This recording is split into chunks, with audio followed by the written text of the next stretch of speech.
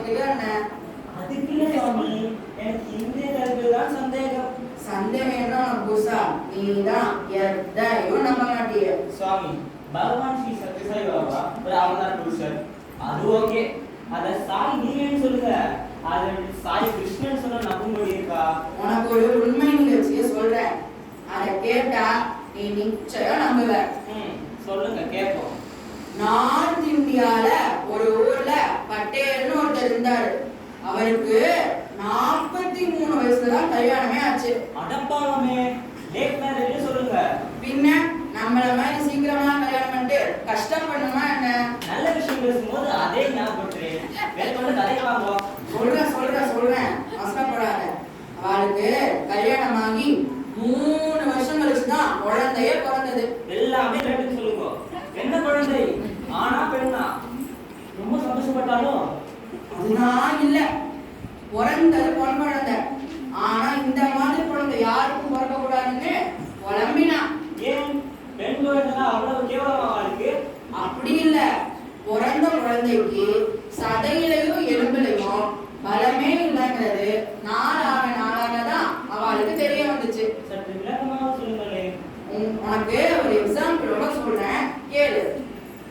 ஒரு கர்ச்சீப் எடுத்து கீழே போடுறேன், எப்படி சுருண்டு போய் விழுகுது பாரு. இந்த மாதிரி தான் குழந்தைக்கும். அடப்பாவே, ஏதாவது ட்ரீட்மெண்ட் கொடுத்தாளா? அவளும் முடிஞ்ச வரையில டாக்டர்கிட்ட கூட்டிட்டு போய் மருந்து மாத்திரை எல்லாம் கொடுத்தா. ஆனா ஒன்னும் சரியான பாடு இல்ல. பட்டேல் இருக்காரு, அவர் ஒரு பெயிண்ட் கம்பெனில வேலை பார்த்திருந்தாரு. சம்பளம் கம்மி தான். அவரால கப்பலோன்னு பெரிய ஹாஸ்பிட்டலுக்குலாம் கூட்டிட்டு போக முடியல. அப்புறம் என்ன சொல்லு குழந்தைக்கு? சொல்றேன் அவசரப்படாத. இந்த பரிதாபத்தை பார்த்த நம்மள மாதிரி ஒருத்தர் பட்டேல் அதுக்கு வந்தாரு. ட்ரீட்மெண்ட் பணம் எடுத்துப்பாரு. அது அவசரம் கொடுக்க நான் என்ன சொன்னேன்? நம்மள மாதிரி தானே சொன்னேன், நீ சரியா கவனிக்கல. நம்ம மாதிரி ஆளுங்க ஆலோசனை அள்ளி வேணும் இல்லையா? பணத்தை எங்க கொடுக்க போறோம்? அவர் என்ன சொன்னார் தெரியுமா? பட்டேல், உன் குழந்தை கியூர் ஆகிறதுக்கு ஒரே வழி, பகவான் ஸ்ரீ சத்யசாய் பாபாட்ட கூட்டிட்டு போ. அவரோட குழந்தைக்கு நிச்சயம் புரிவார்னு ஒரே போடா போட்டார். உடனே குழந்தை அடிச்சுட்டு புட்டபர்த்திக்கு போயிருப்பாரு. அதுதான் இல்ல, பட்டேலோட வைஃப் இருக்கார்ல, வைஃப் அவதான் பாபாவோட மேஜிக் மேன். நம்பாதீங்கன்னு சொன்னான். அது சரி, பல விஷயம் கேட்டதே வைஃபால தான். என் வைஃப் என்கிட்டயே அந்த கடைக்கு வாங்கினா ஒரு குத்த சொல்லுவான், இந்த கடைக்கு வாங்கினாலும் ஒரு குத்த சொல்லுவா, அந்த கோடி கடைக்கு வாங்கணும் ஒரே பாடா படுத்துவா. சரி நம்ம கடைக்கு வருவோம். என்னாச்சு? நம்ம திருத்தவே முடியாது. உங்க அதை யாராவது கேட்டாலா மேற்கொண்டு கதைக்கு வருவோம். அப்படியே 2 வருஷம் ஓடி போச்சு. அந்த குழந்தையோட உடல்நிலை இன்னும் மோசமாச்சு. பட்டேல் பார்த்தார், திடீர்னு ஒரு முடிவு எடுத்தார். என்ன முடிவு? சொல்லுங்க சீக்கிரம், கேட்க நான் ஆசையா இருக்கிறேன். அவர் என்ன சொன்னார் தெரியுமா? அடுத்த நாள் புட்டபர்த்திக்கு கிளம்பி போயிட்டார். அவரோட வைஃப் கிட்ட, நீ பாபாவை நம்புனா நம்பு, நம்பாட்டி போ, நான் புட்டபர்த்திக்கு போறேன்ட்டு ஒரே கூட போட்டார். சவால் சரியான முடிவு. அடுத்த நாள் காலைக்கு புட்டபர்த்திக்கு புறப்பட்டார். நம்புறதுக்கு முன்னாடி நான் குழந்தையோட போட்டோவையும் தன்னோட வேண்டுதலையும் ஒரு பேப்பர்ல எடுத்துக்கிட்டார்.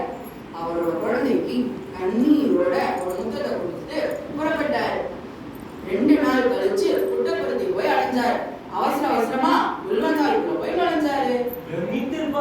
பின்ன என்ன, தேவலோகம் மாறி இருந்துச்சு. முரளி மாலா சித்தச்சோரா முரளி மாலா நந்தலாய நந்த கோபாலா நந்தலாலா நந்தலாலா பிருந்தாவன ஷ்யாம கோபாலா மதுரா விருத கோகுல மாலா மனமோகன மதன கோபாலா. மெதுவா நடந்து வந்து பக்தர்கள்ட்ட லெட்டர் வாங்கிட்டார். சிலருக்கு விபூதி வரவழைச்சு கொடுத்தாரு. ஆச்சரியமா பட்டேல் பார்த்து, நிச்சயம் பட்டேலிடம் லெட்டர் வாங்கியிருப்பாரே சுவாமி. இதுதான் இல்ல, முன்னாடி உட்கார்ந்துருந்தானே அவன்கிட்ட வாங்குறாரு, பின்னாடி உட்கார்ந்துருந்தானே அவன்கிட்ட வாங்குறாரு, ஏன் சைடுல உட்கார்ந்துட்டு இருந்தானே அவன்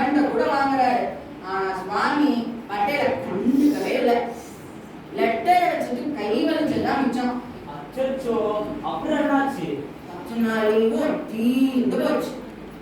மேலும் லீவை 5 நாளைக்கு எக்ஸ்டெண்ட் பண்ணார். மீண்டும் மீண்டும் சுவாமி தரிசனம், பஜன் கேட்டல், கடிதம் கேட்டல்.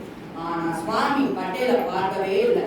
அவருக்கு தான் மேல இறக்கமே இல்லைன்னு வருத்தப்பட்டாரு. சுவாமி புரிந்துகொள்ள அவ்வளவு சுலபமான காரியமா? பட்டேல் ஊருக்கு திரும்பிட்டாரோ? அதுதான் இல்ல. ரயில்ல ஏறி ஊருக்கு போவான்னு பார்த்தா தண்டவாளத்துல தலைய வச்சுட்டாரு. அதாவது